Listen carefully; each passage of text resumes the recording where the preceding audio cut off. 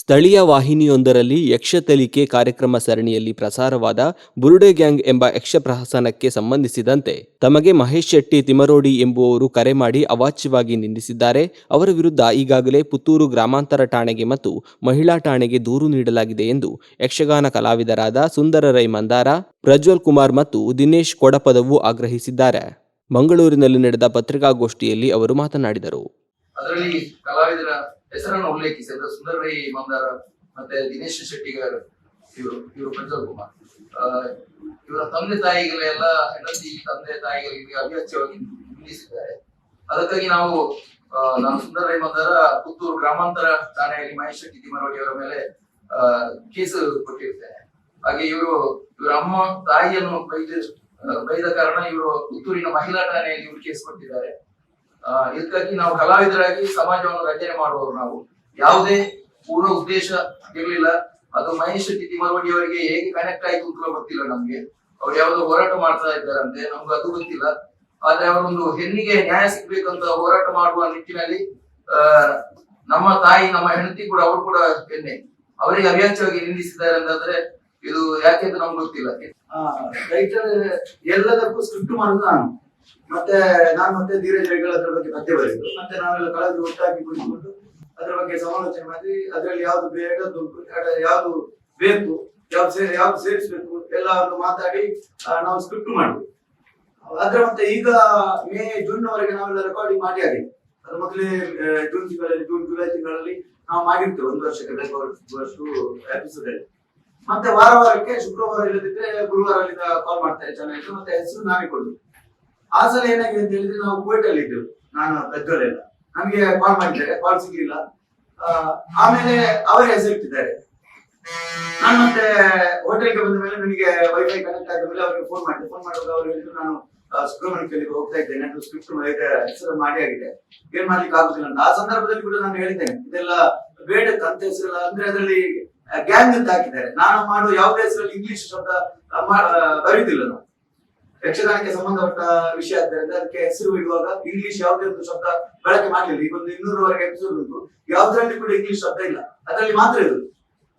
ಆಮೇಲೆ ಅವರು ಹೇಳಿದ್ರು, ನನಗೆ ಈಗ ಎಡಿಟ್ ಮಾಡ್ಲಿಕ್ಕೆ ಆಗುದಿಲ್ಲ, ಸುಬ್ರಹ್ಮಣ್ಯಕ್ಕೆ ಒಂದು ಸ್ಥಳಕ್ಕೆ ಹೋಗ್ತಾ ಇದ್ದೇನೆ ಅಂತೇಳಿ. ಆಮೇಲೆ ಆಯ್ತು ಅಂತ ಹೇಳಿ ಬಿಟ್ಟೆವು. ಅದು ಸಾಧಾರಣ ನವೆಂಬರ್ ತಿಂಗಳಲ್ಲಿ ಟೆಲಿಕಾಸ್ಟ್ ಆಗಿದೆ. ಇತ್ತೀಚೆಗೆ ಇವರು ಅದನ್ನು ಮೊನ್ನೆ ಒಂದು ವಾರಕ್ಕಿಂತ ಮುಂಚೆ 11 ತಾರೀಕಿಗೆ ಅದರ ಬಗ್ಗೆ ಮಾತಾಡಿದ್ರು. ನಾನು ಹೇಳುದಾದ್ರೆ, ನಾನು ಅದರ ಬಗ್ಗೆ ಹೆಸರು ಕೊಡುದಾದ್ರೆ ಇಂಗ್ಲಿಷ್ ಶಬ್ದ ಬಳಕೆ ಮಾಡುದಿಲ್ಲ. ಇದು ಅವರಲ್ಲಿಂದ ಎಡಿಟರ್ ಮತ್ತೆ ಯಾರು ಸೇರಿ ಅದನ್ನು ಹೆಸರಿಟ್ಟದ್ದು ಅಷ್ಟೇ. ಚಾನಲ್ ಅವರ ಹೆಸರಿಟ್ಟದ್ದು, ನಾವು ಅದಕ್ಕೆ ಪರ್ಟಿಕ್ಯುಲರ್ ಆಗಿ ನಾವು ಹೆಸರಿಟ್ಟದ್ದಲ್ಲ. ಅದಂತೂ ಬುರುಡೆ ಅಂದ್ರೆ ಅದು ಕನ್ನಡ ಶಬ್ದ, ಅದು ಇವರಿಗೆ ಕನೆಕ್ಟ್ ಆಯ್ತು ಯಾಕಂತ ನಮ್ಗೆ ಗೊತ್ತಿಲ್ಲ ವಿಚಾರ.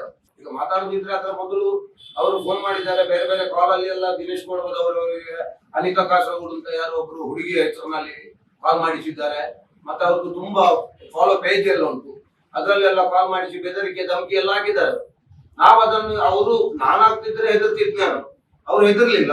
ಹಾಗಾಗಿ ಅದರ ಪರ್ಯಾಯ ಅಂದ್ರೆ ಮುಂದುವರಿದ ಭಾಗವಾಗಿ ಇದು ಮಾಡಿ ನವೆಂಬರ್ ತಿಂಗಳಲ್ಲಿ ಒಂದು ಮಡಿಕೇರಿ ಹತ್ರ ಒಂದು ಯಕ್ಷಗಾನ ಆಗಿತ್ತು, ಸಂಪಾದಿ ಆಗ್ತೀರ. ಅದರಲ್ಲಿ ನಾನು ಒಂದು ಗುರುಡೆದ್ದು ಗೌರವ ಸೈಂಧವದ ಪ್ರಸಂಗದಲ್ಲಿ ನಾನೊಂದು ಗುರುಡೆ ಹಿಡ್ಕೊಂಡು ಹೋಗುದು, ಕುರುಕ್ಷೇತ್ರದಿಂದ ಹೋಗುದು, ಅದೊಂದು ಸೀನ್ ಮಾಡಿದ್ದೆ. ಅದರ ಬಗ್ಗೆ ನಮ್ಗೆ ನೀವು ತಮಾಷೆ ಮಾಡಿದ್ದೀರಿ ಅಂತೇಳಿ ಸಾಧಾರಣ ನನಗೆ ಒಂದು ರಾತ್ರಿ ಬೆಳಗಾಗುವವರೆಗೆ ಒಂದು 600-700 ಕಾಲ್ ಎಲ್ಲ ಬಂದಿದೆ. ಹಾಗೆ ನನಗೆ ಬೈತಾ ಇದ್ರು, ನಾನು ಕೂಡ ಬೈತಾ ಇದ್ದೆ. ಹಾಗಾಗಿ ಅದರಲ್ಲಿ ನಿಂತೋಗಿದ್ದಾನೆ. ಆದ್ರೆ ಈ ಒಂದು ಆಲೋಚಿಸಬೇಕಾದ ವಿಷಯ ಏನು ಅಂತ ಹೇಳಿದ್ರೆ, ಅವ್ರು ಮೊನ್ನೆ ಕಾಲ್ ಮಾಡಿ ಕೂಡ ಹೇಳಿದ್ದಷ್ಟೇ, ಬುರುಡೆ ಗ್ಯಾಂಗ್ ಮಾಡಿದ್ದೀರಿ, ಬುರುಡೆ ಗ್ಯಾಂಗ್ ನಮ್ಮದು. ಹಾಗಾದ್ರೆ ಅವರು ಬುರುಡೆ ಗ್ಯಾಂಗಿನವರು ಅಂತ ಹೇಳಿದ್ರೆ ಅದನ್ನು ಅವರೇ ಒಪ್ಪಿಕೊಂಡಾಗಾಯ್ತು. ಹೋಲಿಸಿದ್ದು ಅಂತ ಅಲ್ಲ, ಆದ್ರೆ ಆ ಪ್ರಸಂಗದ ಪ್ರತಿ ಉಂಟಲ್ಲ, ಅದರ ಪದ್ಯಗಳಲ್ಲಿ ಉಂಟು. ಪ್ರತಿಯೊಂದು ಪ್ರಸಂಗದ ಪದ್ಯಗಳಲ್ಲಿ ಇವರು ಆ ಬುರುಡೆ ಗ್ಯಾಂಗ್ ಎನ್ನುವುದರ ಅದಕ್ಕಿಂತ ಮೊದಲೇ ಬುರುಡೆ ಎನ್ನುವುದು, ತಲೆ ಬುರುಡೆ ಎನ್ನುವ ಶಬ್ದ ಉಂಟಲ್ಲ ಪ್ರಸಂಗದಲ್ಲಿ. ಪಾರ್ಥಿ ಸುಬ್ಬರು ಇವರಿಗಿಂತ ಮೊದಲು ಹುಟ್ಟಿದ್ದಲ್ಲ, ಇವರು ಹುಟ್ಟಿದ್ದ ನೋಡ್ಬೇಕಾಗ್ತದೆ. ಅಲ್ಲ ಸರ್, ಅದು ಆ ಬುರುಡೆದು ಪ್ರಕರಣ ಮುಂದಿದೆ.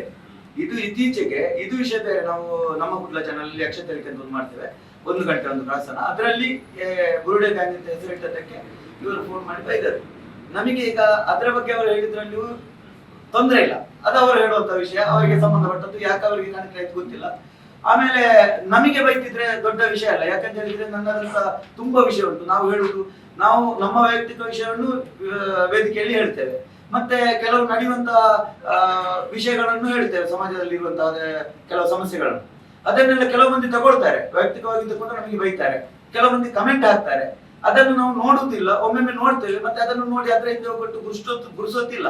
ಇದಂದ್ರೆ ಡೈರೆಕ್ಟ್ ಆಗಿ ನಮಗೆ ಬೈದಿದ್ರೆ ತೊಂದರೆ ಇಲ್ಲ, ನಮ್ಮ ಮನೆಯವರಿಗೆ ಬೈದಿದ್ದಾರೆ. ನೋಡಿ ಸರ್, ನಾವು ಹಗಲು ಇರುಳು ದುಡ್ದು ನಾವು ಹೋಗಿ ನಮ್ಮ ಮನೆಯವರನ್ನು ನಾವು ಸಾಕುದು. ಹಾಗಿರುವಾಗ ನಮ್ಮ ಹೆಂಡತಿ ಬಗ್ಗೆ, ನಮ್ಮ ತಾಯಿ ಬಗ್ಗೆ ಎಲ್ಲ ಬೈಯುವಾಗ ಯಾರೋ ಅವರಿಗೆ ಅವರ ಜೊತೆಯಲ್ಲಿ ಮಲಗಿದ ಹುಟ್ಟಿದವರು ಇವರು ಹಾಗೆ ಹೀಗೆಲ್ಲ ಮಾತಾಡೋದಿದ್ರೆ ನೋಡಿ. ಆದರೆ ಮತ್ತೊಂದು ಅದರಲ್ಲಿ ಆಡಿಯೋದಲ್ಲಿ ಹೇಳಿದ್ದಾರೆ, ಈಗ ಕೇಳಿಸ್ಬೋದು, ನೀವು ಕೇಳಿರ್ಬೋದು, ನಮ್ಗೆ ಗೊತ್ತಿಲ್ಲ. ಅವರು ಹೇಳಿದ್ದಾರೆ, 14 ವರ್ಷ ಆಯ್ತು ನಾನು ರೋಡಲ್ಲಿ ಇದ್ದೇನೆ, ಒಂದು ಹೆಣ್ಣು ಮಗಳಿಗೆ ನ್ಯಾಯ ತೆಗೆಸಿಕೊಡ್ಬೇಕು ಅಂತೇಳಿ. ಸರಿ ಸರಿ, ನ್ಯಾಯ ತೆಗೆದುಕೊಡ್ಬೇಕು, ಹೆಣ್ಣು ಮಕ್ಕಳಿಗೆ ನ್ಯಾಯ ಕೊಡ್ಬೇಕು. ಇಷ್ಟರವರೆಗೆ ನಾನು ಯಕ್ಷಗಾನದಲ್ಲಿ ಸಾಧಾರಣ 20-30 ವರ್ಷ ಆಗ್ತಾ ಬಂತು.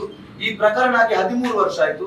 ನಾನಾಗ್ಲಿ, ಪ್ರಜ್ವಲ್, ದಿನೇಶ್ ರೈ ಕಡಬ, ನಮ್ಮ ಟೀಮಿನವರು ಇಷ್ಟರವರೆಗೆ ಈ 13 ವರ್ಷದಲ್ಲಿ ಎಲ್ಲಿಯಾದ್ರೂ ಒಳ್ಳೇದಕ್ಕಾಗ್ಲಿ ಕೆಟ್ಟದಕ್ಕಾಗ್ಲಿ ಸೌಜನ್ಯ ಅಂತ ಹೇಳುವ ಒಂದು ಹೆಸರು ನಮ್ಮ ಬಾಯಿಂದ ಬಂದಿದ್ರೆ ನಾಳೆ ಅದರ ಬಗ್ಗೆ ನಾವು ಕ್ಷಮೆ ಕೇಳ್ತೇವೆ ಬಹಿರಂಗವಾಗಿ. ಇಷ್ಟರವರೆಗೆ ಎಲ್ಲಿಯೂ ಹೇಳಿಲ್ಲ. ಯಾಕಂತ ಹೇಳಿದ್ರೆ ಅದು ಹೇಳುದು ತಪ್ಪು, ಮತ್ತೆ ಇದು ನಮಗೆ ಸಂಬಂಧಪಟ್ಟ ವಿಷಯ ಅಂತ ಹೇಳುದು ನಮಗೆ ಗೊತ್ತುಂಟು. ಹಾಗಿರುವಾಗ ಇವರು ಯಾವುದೋ ಒಂದು ವಿಷಯ ಹಿಡ್ಕೊಂಡು ನಮ್ಮ ತಾಯಿಗೆಲ್ಲ ಬೈತಾರೆ ಅಂತ ಇದ್ರೆ ಇವರು ಯಾವ ರೀತಿಯಲ್ಲಿ ನ್ಯಾಯ ತೆಗೆಸಿಕೊಡ್ತಾರೆ ಸರ್?